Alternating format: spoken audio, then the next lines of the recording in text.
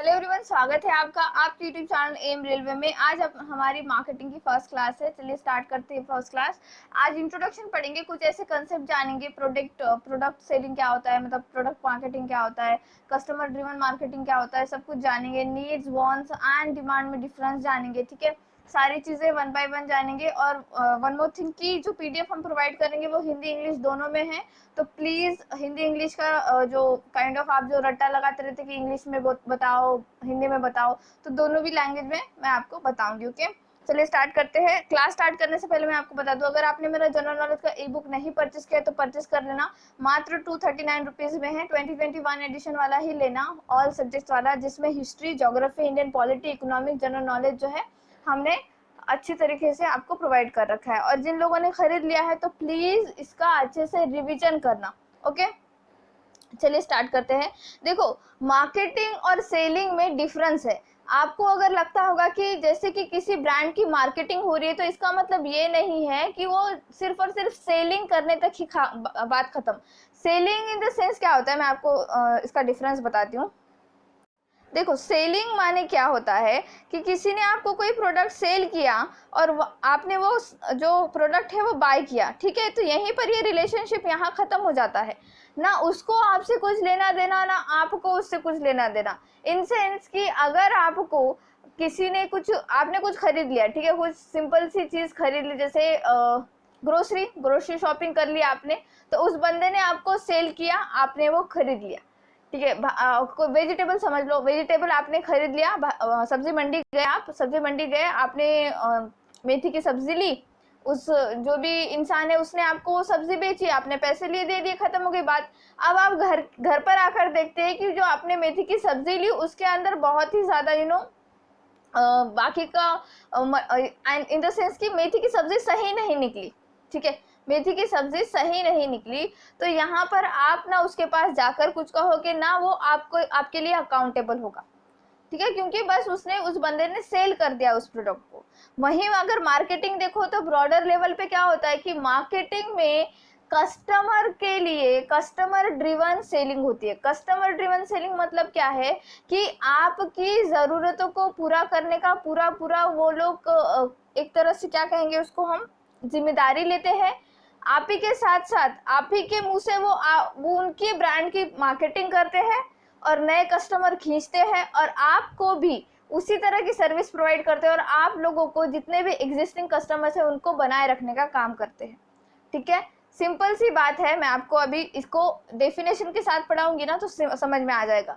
Simple है, selling and marketing two different terms, उसको कभी भी मिक्स मत करो। ठीक है, अब आप डेफिनेशन पढ़ो क्या बता रहा है। Simply put, marketing is a managing profitable relationship by attracting new customers by superior value and keeping current customers by delivering satisfaction.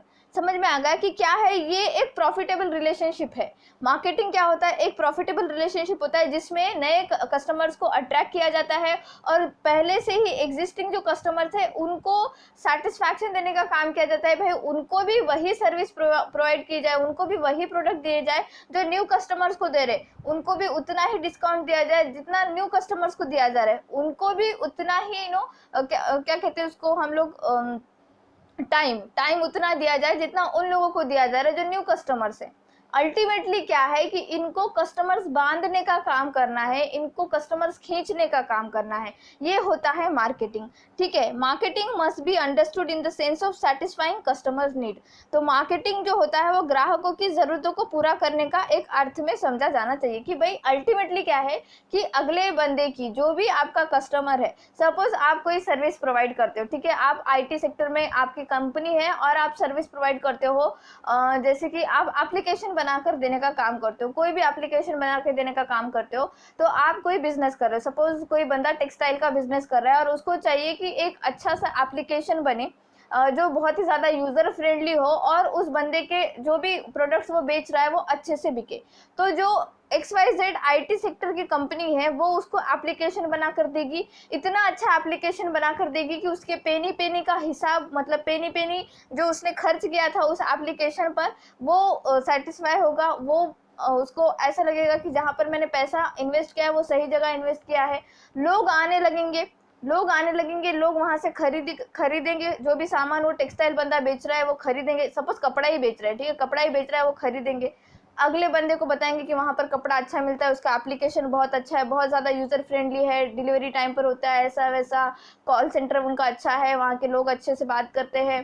तो अब जब वो एप्लीकेशन उसने जहाँ से बनाया है, ठीक है, जहाँ से उसने वो एप्लीकेशन बनाया है, उस बंदे को, जो भी टेक्सटाइल पर्सन है, वो बंदा क्या करेगा कि जहाँ से उसने बना रखा है वो एप्लीकेशन, वो उसके बारे में दूसरों को बताएगा। तो अल्टीमेटली माउथ मार्केटिंग हो गई। यहाँ पर क्या हुआ, क्या उसने पैसे दिए उसको, क्या उस आईटी सेक्टर ने पैसे दिए उस आदमी को कि भाई हमारी माउथ मार्केटिंग करो, हमारे बारे में अच्छा अच्छा बोलो? नहीं दिए।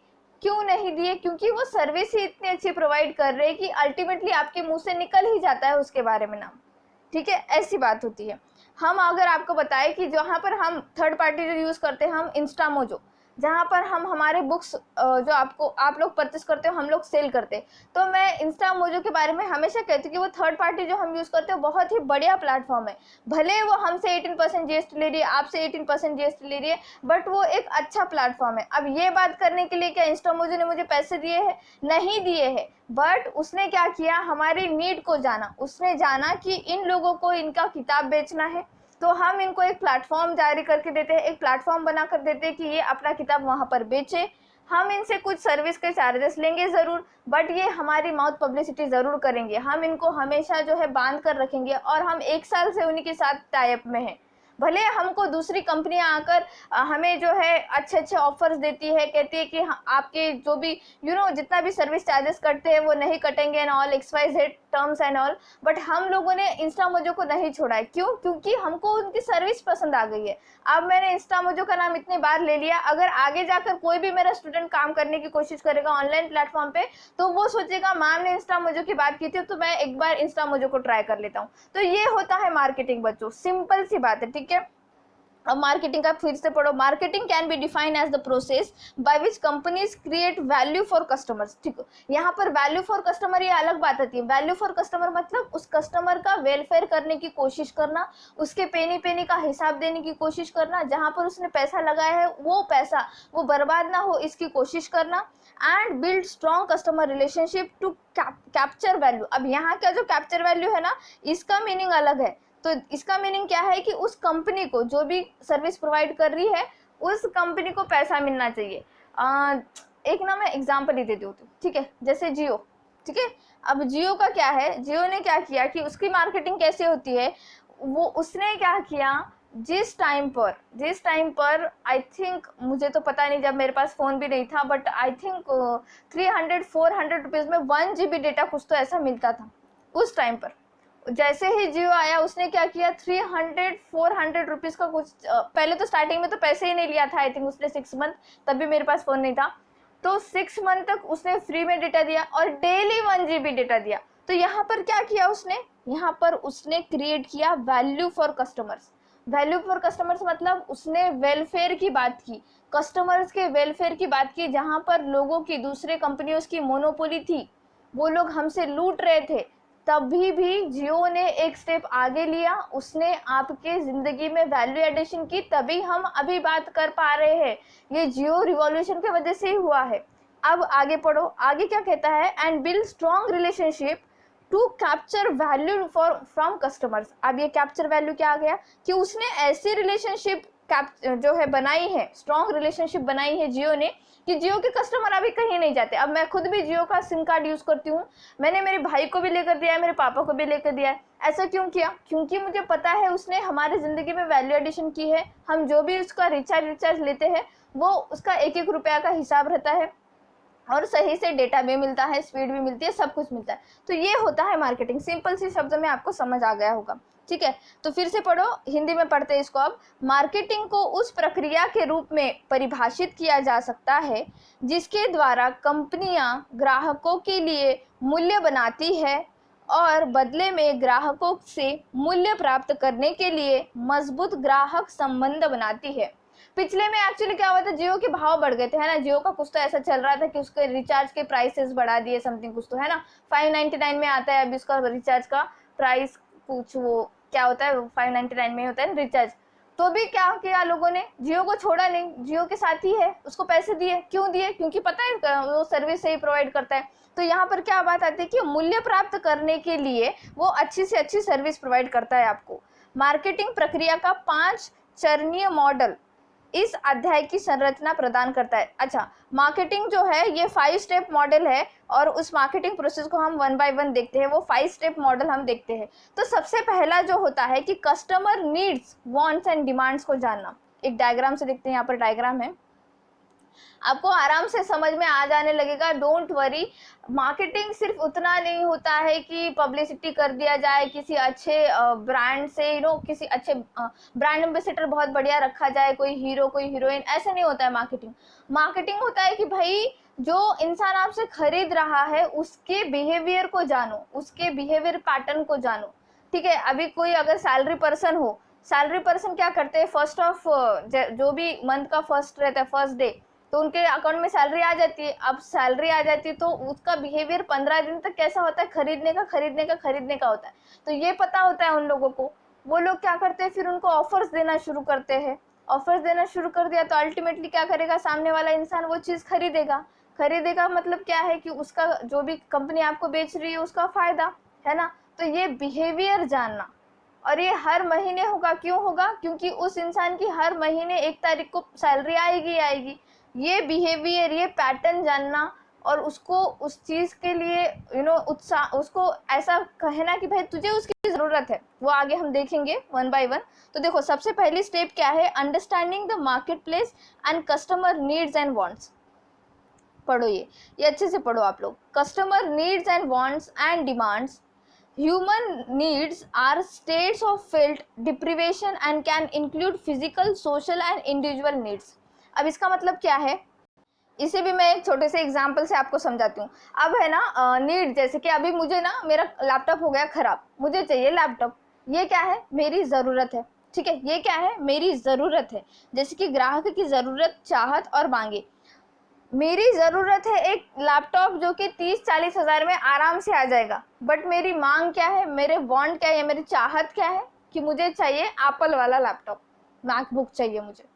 वो कितने में आता है, 1,50,000 समथिंग, कुछ 1,50,000 समथिंग, इस तरह से। तो ये क्या हो गई, आपकी ज़रूरत क्या थी, एक लैपटॉप, आपकी चाहत क्या है, मैकबुक। ठीक है, और डिमांड क्या है, वो अलग बात आती है। डिमांड तो देखो, डिमांड का क्या होता है कि जैसे डिमांड बढ़ती है उस तरह से उसका प्राइस वगैरह बढ़ जाता है। वो तो डिमांड सप्लाई रिलेशनशिप हमने देख रखा है इकोनॉमिक्स में। बट यहाँ पर ये चीज़ आती है, एंड डोंट वरी, मुझे कोई मैकबुक वगैरह नहीं चाहिए, मैं बस बता रही हूँ कि मैं एग्जाम्पल दे रही हूँ। ठीक है, मेरे पास जो है लैपटॉप खराब हो चुका है, उसको मैं अच्छा कर दूंगी, मैं कोई नया नहीं खरीद रही हूँ। जस्ट एक एग्जाम्पल है कि customer needs, wants and demands क्या होता है कि ह्यूमन नीड क्या होता है, human needs are states of felt deprivation and can include physical, social and individual needs। आपको ना आपकी ज़रूरत पता है कि भाई मुझे ये चाहिए, बट जो भी कंपनियां वो चीज़ बेचती है ना, वो आपको इस तरह से बताएंगे कि आपको उसकी ज़रूरत है। जैसे सपोज कोई कंपनी है जहाँ पर ना हजार्डस सिचुएशन है, जैसे कोल माइनिंग वगैरह। ठीक है, कोल माइनिंग वगैरह जहाँ पर होती है और जहाँ पे जो भी एम्प्लॉयज़ काम करते हैं तो उनका ना हमेशा से ऐसा होता है कि उनका लंग्स का प्रॉब्लम रहता है। ठीक है, लंग्स का प्रॉब्लम रहता है, उनका स्किन का प्रॉब्लम होता है। तो जब स्किन का, लंग्स का प्रॉब्लम है तो ऐसी कंपनी क्या करती है, कोई भी कंपनी, XYZ कंपनी, वो उन लोगों को कैप्चर करती है। ठीक है, उनको ना अलग निकालती है, उनको सेगमेंट करना कहते हैं, हम आगे देखेंगे सेगमेंट।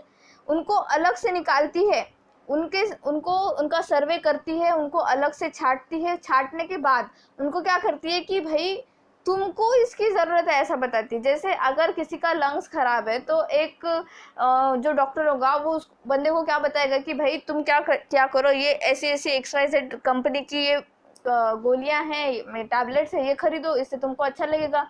वो इंसान क्या करेगा, एक बार खरीदेगा, उसको जैसे ही अच्छा लगेगा तो क्या करेगा, वो बार बार खरीदेगा। सेकेंडली, आपकी स्किन, आप कोई डर्माटोलॉजिस्ट है, उसने कह दिया कि आपकी skin because of coal mining, आप वहाँ काम कर रहे हो इसलिए ख़राब हो रही है, तो ये ख़राब ना हो इसलिए ये जो है आपने क्रीम यूज़ करनी चाहिए। तो आप क्या करोगे, एक बार ट्राई करने की कोशिश करोगे और एक बार लगाने के बाद आपको जब वो अच्छा लगेगा तो आप क्या करोगे, बार बार खरीदोगे। आपने खरीद लिया तो अब अगले वाले को बताओगे कि भाई मैंने ऐसा किया था, तो वो जाएगा वहाँ पर, वो खरीदेगा, फिर वो बार बार खरीदेगा। तो मतलब ये क्या है, चेन है। एक तरह से चेन है, और ये चेन चलती जाती है, साइकिल चलती जाती है, तो ये होता है मार्केटिंग, ठीक है।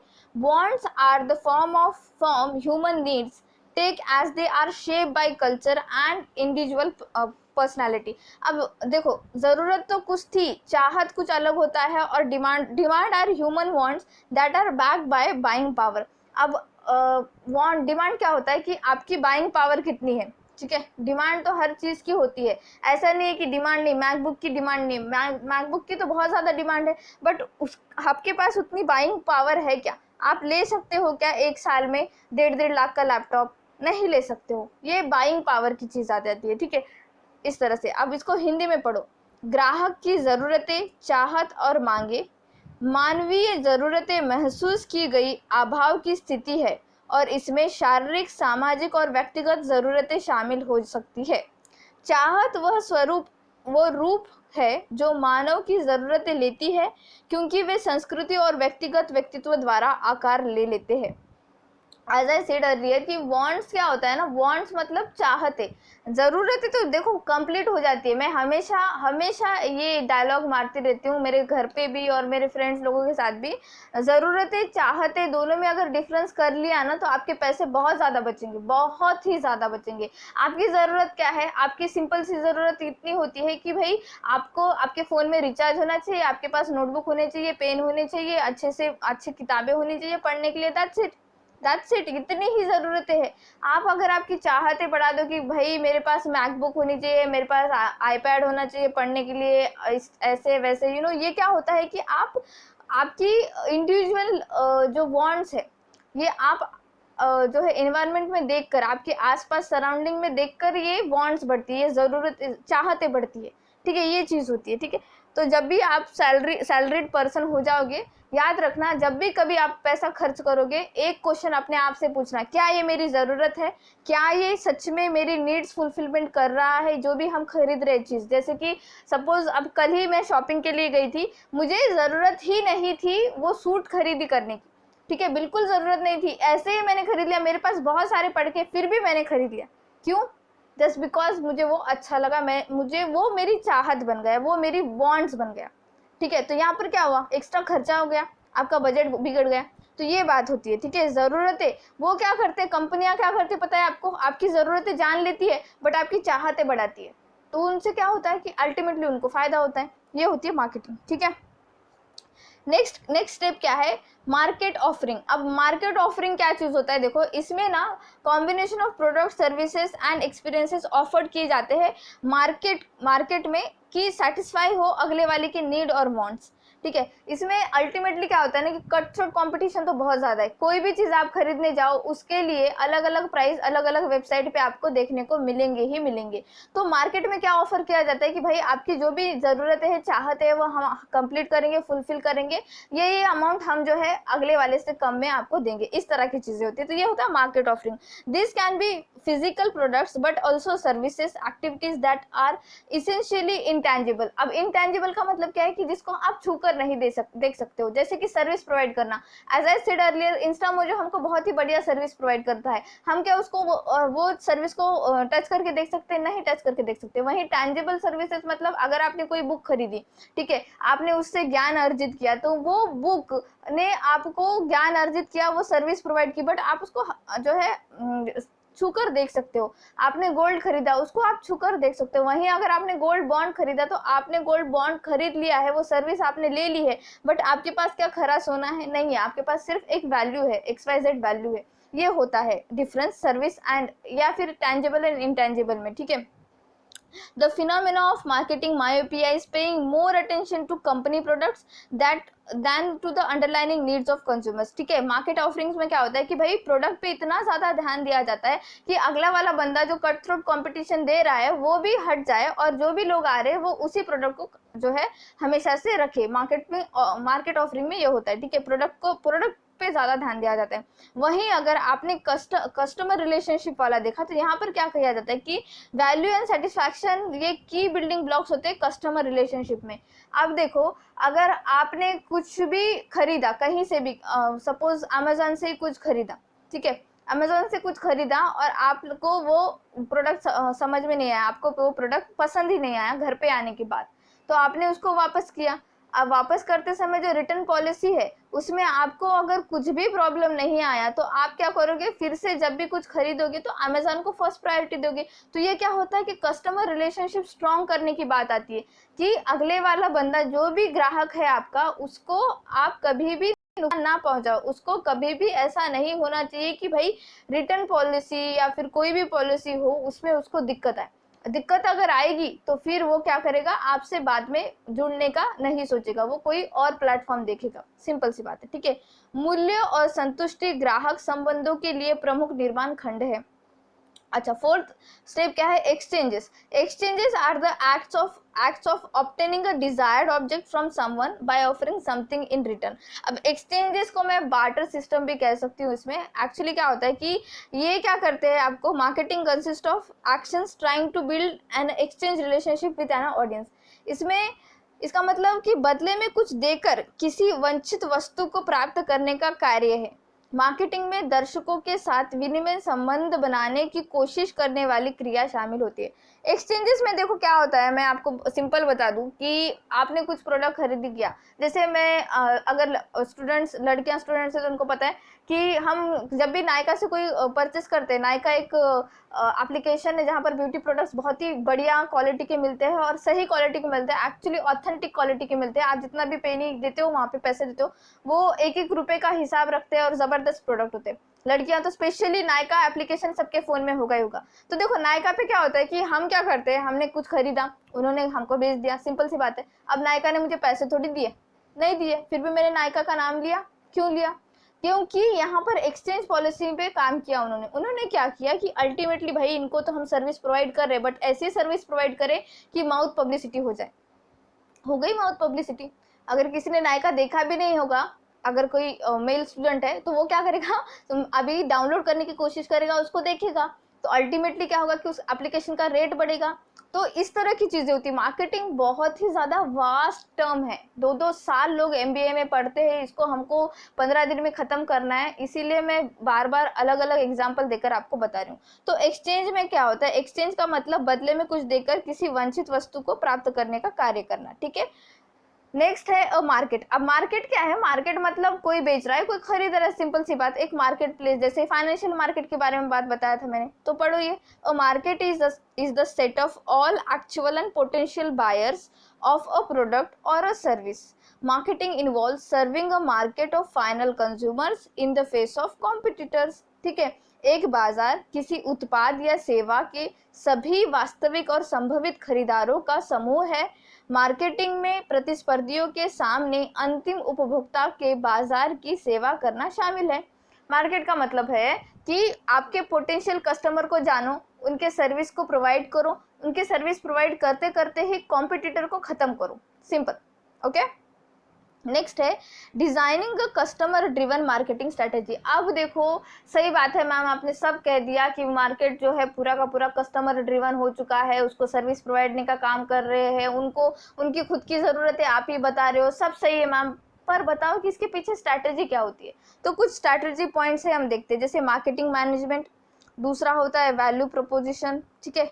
देखो मार्केटिंग कंसेप्ट में प्रोडक्शन कंसेप्ट, प्रोडक्ट कंसेप्ट, तो ये सब कुछ देखते हैं हम लोग, ठीक है। चलो स्टार्ट करते हैं one by one. Marketing management. अब मार्केटिंग मैनेजमेंट एक आर्ट एंड साइंस है, ठीक है, एक आर्ट है, ये कला है, एंड साइंस है of choosing target markets and building profitable relationship with them. The aim is to find, attract, keep and grow the targeted customer by creating and developing superior customer value। यहाँ पर सिर्फ ना ये point जरूरी है, देखो ये पॉइंट देखो कैसे जबरदस्त बनाया इन्होंने कि इनका एम क्या है, ढूंढो ऐसे कस्टमर को, उनको अट्रैक्ट करो आपके पास और उनको हमेशा आपके पास रखो और ज़्यादा से ज़्यादा टारगेटेड कस्टमर्स को ग्रो करो। सिंपल ये है मार्केटिंग। देखो मार्केटिंग मैनेजमेंट में क्या होता है कि इसका उद्देश्य बेहतर ग्राहक मूल्य बनाकर और वितरित करके लक्षित ग्राहकों को ढूंढना, आकर्षित करना, रखना और बढ़ाना है, सिंपल, ठीक है। The targeted audience can be selected by dividing the market into customer segments. जैसे कि मैंने कहा सेगमेंट का मतलब होता है कि काट छाट करना, ये अलग अलग करके अलग अलग कस्टमर को अलग अलग सर्विस प्रोवाइड करना, ठीक है। Can be market segments and selecting which segments to go after. जैसे मैं आपको बता दूं कि अगर कोई कोस्टल एरिया में रहता है ना, तो उसको पता होगा कि ह्यूमिडिटी की वजह से ना स्किन थोड़ा सा ऑयली ऑयली फील करता है, स्किन ऑयली फील करता है, स्काल्प जो होता है हमारे बालों का स्काल्प एक्चुअली ऑयली फील करता है, हमारे बाल झड़ने लग जाते हैं। अगर आप नॉर्थ से बिलोंग करते हो और अगर आप साउथ में जाओगे ना तो आपके बाल झड़ने लग जाएंगे, वहाँ का पानी वगैरह सूट नहीं होता है, ठीक है, आपको इस तरह से होता है। तो ये लोग क्या करते हैं, कंपनी क्या करेगी, अब सपोज कोई दिल्ली का बंदा है, केरला चला गया वहाँ पर जॉब के लिए, तो वो उसको जो भी प्रॉब्लम आ रहा है, उसका स्किन से रिलेटेड प्रॉब्लम आ रहा है, ठीक है, उसको स्किन से रिलेटेड प्रॉब्लम आ रहा है कि उसका स्किन जो है बहुत ही ज्यादा ऑयली ऑयली फील कर रहा है, ऑयली ऑयली फील कर रहा है, तो वो क्या करेगा, वो जाएगा, वो गूगल पे सर्च करेगा कि भाई ऑयली स्किन के लिए कौन सा जो है जबरदस्त प्रोडक्ट है जो कि आपको अच्छे से मतलब आपका फेस क्लीन रखेगा, सिंपल सी बात है, ठीक है। तो मार्केट में क्या होता है कि जितनी भी कंपनियां हैं जो भी प्रोडक्ट बनाती है इस तरह से, वो क्या करेगी, सेगमेंट करेगी, सेगमेंट करेगी मतलब काट छाट करेगी, काट छाट करके डायरेक्ट सर्विस प्रोवाइड करने का काम करेगी। और डायरेक्टली वो बंदा जैसे ही सर्च करता है, पहली वेबसाइट ओपन हो जाती है कि अगर सही वर्ड यूज किया ना कि कोस्टल एरिया में रहने की वजह से स्किन वगैरह, ऐसे डायरेक्टली उसको वो प्रोडक्ट आ जाता है, वो बाय कर लेता है, ठीक है, इस तरह से चीज होती है। तो इसको क्या कहते हैं, इसको कहते हैं सेगमेंटिंग। सेगमेंटिंग का मतलब काट छाट करना, अलग अलग ग्रुपिंग समझ लो। सेगमेंटिंग का मतलब होता है ग्रुपिंग करना, कि ग्रुप करते हैं, अलग अलग लोगों का ग्रुप करते हैं, वो कस्टमर का बिहेवियर देखते हैं कि भाई इनका बिहेवियर किस तरह से, ये लोग क्या सर्च कर रहे हैं, आपके जो कुकीज जाके स्टोर होते हैं आपके फोन में, वो कुकीज ये लोग खरीद लेते हैं। वो कुकीज खरीदने के बाद ना इनको आपका बिहेवियर समझ में आ जाता है कि ये बंदा बंदी किस तरह से बिहेव करते हैं, मंथ एंड में इनका बिहेवियर कैसा होता है, मंथ के स्टार्ट में इनका बिहेवियर कैसा होता है, ये लोग किस तरह का म्यूजिक सुनना पसंद करते हैं, ये लोग किस तरह के मूवीज देखना पसंद करते हैं। अब मैं आपको बता दूं कि मुझे स्पेस रिलेटेड मूवीज बहुत ही ज्यादा पसंद है, तो यूट्यूब का एल्गोरिदम क्या करता है, मुझे सिर्फ स्पेस रिलेटेड मूवी का ही एक तरह से सजेशन देने लग जाता है कि top 10 best space related movies, इस तरह से सजेशन देने लग जाता है। आप कुछ भी सर्च करो यूट्यूब में, सिंपल सा कुछ भी सर्च कर दो ना, वो आपको वैसे ही सजेशन देगा।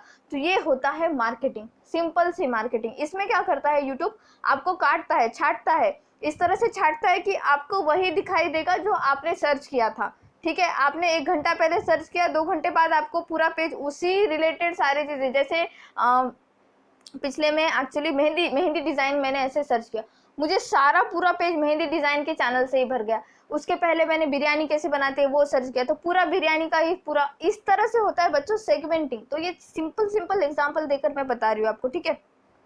नेक्स्ट है, a company must also decide how to serve a targeted audience. देखो, आपने टारगेट कर ली ऑडियंस, आपने उसको सेगमेंट कर लिया, लेकिन आपको डिसाइड करना होगा कि आपको उनको किस तरह से उनकी नीड्स फुलफिल करना है, बाय ऑफरिंग वैल्यू प्रोपोजिशन।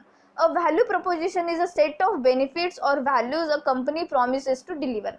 जैसे यूट्यूब का ही देख लो कि आपने सर्च किया, उसने आपको अलग किया, वो अलग करने के बाद क्या करेगा, आपको उसी तरह की सर्विस प्रोवाइड करने का काम करेगा, सिंपल।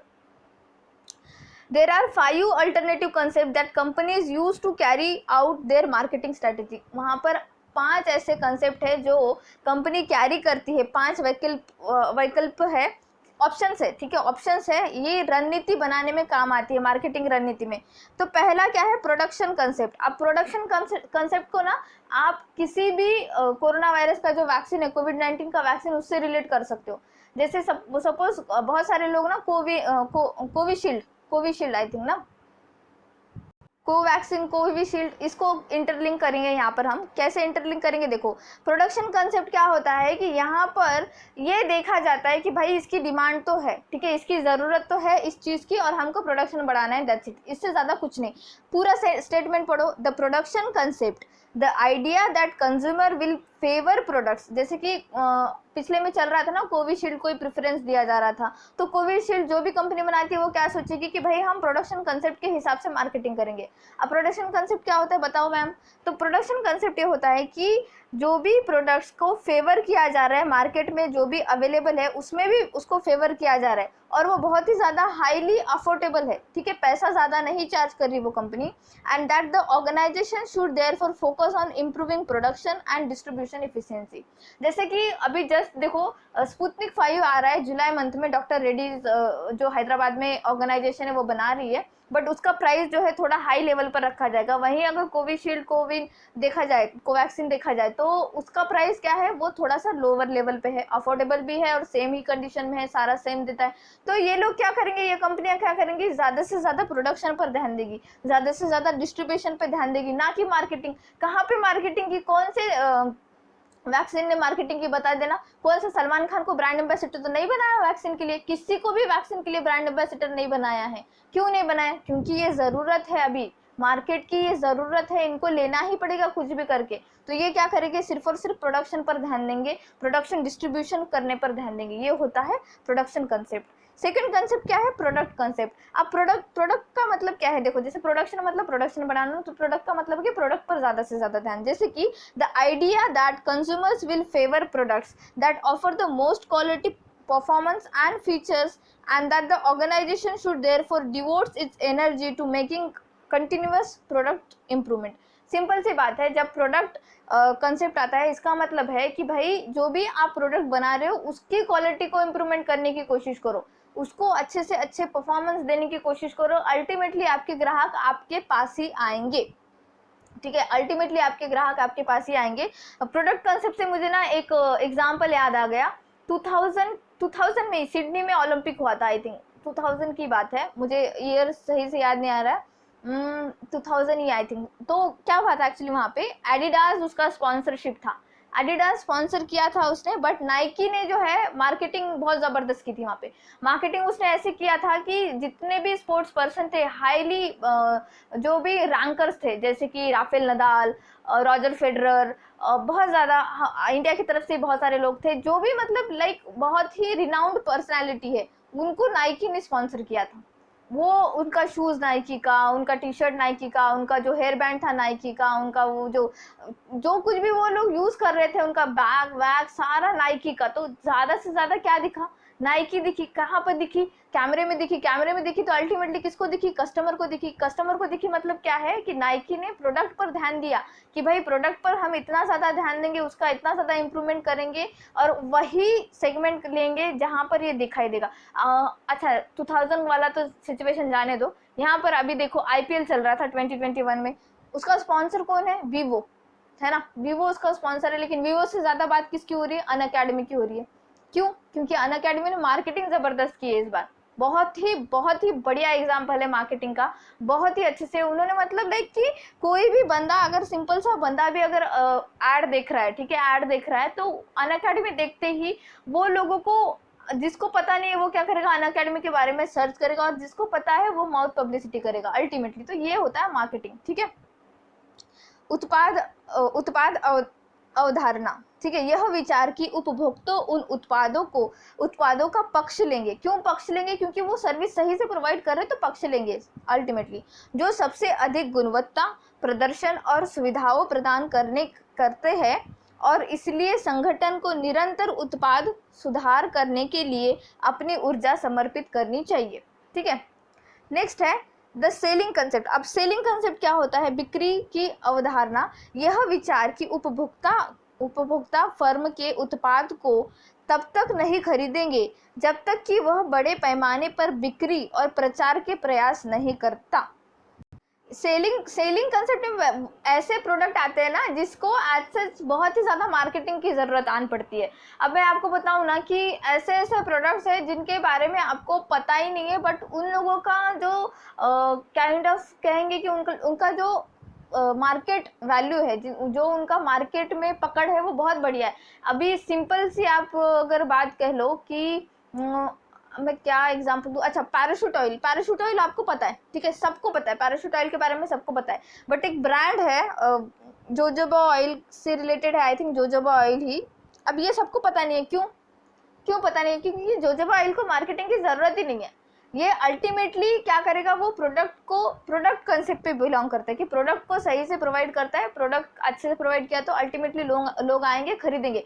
छोटी सी उसकी बॉटल होती है 1500 रुपये की, वही पैराशूट ऑयल की छोटी सी बॉटल, छोटी सी इन द सेंस की अच्छी सी बॉटल होती है, छोटी जो जोजोबा ऑयल की बॉटल होती है ना, जो अच्छा क्वालिटी का जोजोबा ऑयल होता है, वो 10 ग्राम 1500 रुपये में ऐसे कुछ तो मिलता है, ठीक है, इस तरह से। तो ये सेलिंग पे ध्यान नहीं देते ये लोग सिर्फ प्रोडक्ट की क्वालिटी बढ़ाने पे ध्यान देते। वहीं जब सेलिंग कंसेप्ट आता है ना, तो ये लोग सेलिंग पर ध्यान देते, ब्रांड एम्बेसडर सही लगाते हैं, बहुत ही उसकी एड एकदम आकर्षित बनाते हैं, उसका ऐड ऐसे आते ही जैसे लोग को लगेगा कि भाई ये तो हमारी फुलफिलमेंट करेंगे। और अगर सोचो, अगर पैराशूट का ऐड नहीं आएगा, उसके बारे में अगर बात नहीं होगी, तो उसका सेल भी नहीं होगा, ये याद रख लो।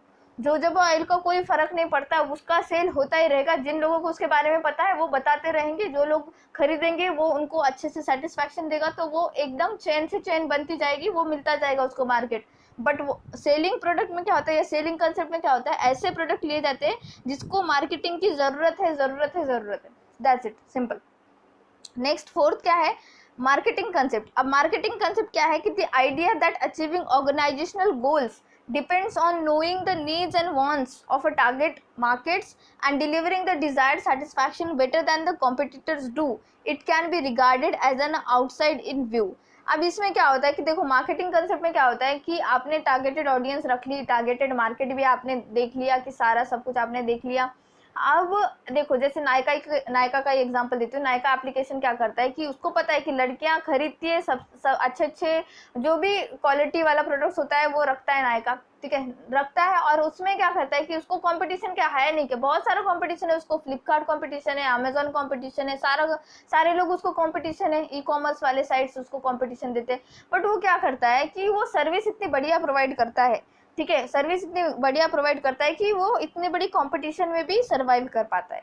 इसको आउटसाइड इन व्यू करते हैं, ठीक है। यह विचार की संगठनात्मक लक्ष्यों को प्राप्त करना, लक्षित बाजारों की जरूरतों और चाहतों को जानने और प्रतिस्पर्धियों की तुलना में वंचित संतुष्टि प्रदान करने पर निर्भर करता है। कि आपका कॉम्पिटिटर जो सर्विस प्रोवाइड नहीं कर रहा है, वो सर्विस आप प्रोवाइड करोगे तो अल्टीमेटली आप ही को चूज करेगा ना कोई भी, सिंपल सी बात है, ठीक है। इसे बाहरी दृश्य के रूप में माना जा सकता है। फिफ्थ है सोशल मार्केटिंग कंसेप्ट। अब अच्छा, सोशल मार्केटिंग कंसेप्ट में क्या होता है ना कि आपकी वेलफेयर की बात की जाती है, जो भी कस्टमर्स है ना उसके वेलफेयर के बारे में यहाँ पर सोचा जाता है। सोशल मार्केटिंग, ठीक है, सामाजिक विपणन अवधारण। यहाँ पर क्या होता है कि is the idea that a companies marketing decision should consider consumer wants, the company's requirements, consumers' long-term interests, and society's long-term interests. Companies should deliver value in way that maintains consumers and society well-being. Simple है कि जो social marketing concept होता है, इसमें जाना जाता है कि भाई जो भी हमारे कंज्यूमर है उनकी ज़रूरतें पूरी हो रही है क्या, उनकी चाहतें पूरी हो रही है क्या, ठीक है, पूरी हो रही है तो बहुत बढ़िया। उनको लॉन्ग टर्म में हमारे साथ रखना है, उनको कहीं जाने देना नहीं है, नए लोगों को भी साथ में रखना है, और ये देखना है कि सबका सोशल वेलफेयर हो रहा है या नहीं। अब इसका हिंदी पढ़ो। यह विचार है कि कंपनी के मार्केटिंग निर्णयों को उपभोक्ता की इच्छा, कंपनी की आवश्यकताओं, उपभोक्ता के दीर्घकालीन हितों और समाज के दीर्घकालीन हितों पर विचार किया जाता है। देखो यहाँ पर ना उन्होंने उपभोक्ता के भी हित का विचार किया, खुद के भी हित का विचार किया और समाज के हित का विचार किया। कंपनियों को इस तरह से मूल्य प्रदान करना चाहिए जिससे उपभोक्ता हो और समाज की भलाई हो। अल्टीमेटली क्या हो कि हमारी और समाज की सारी की भलाई हो।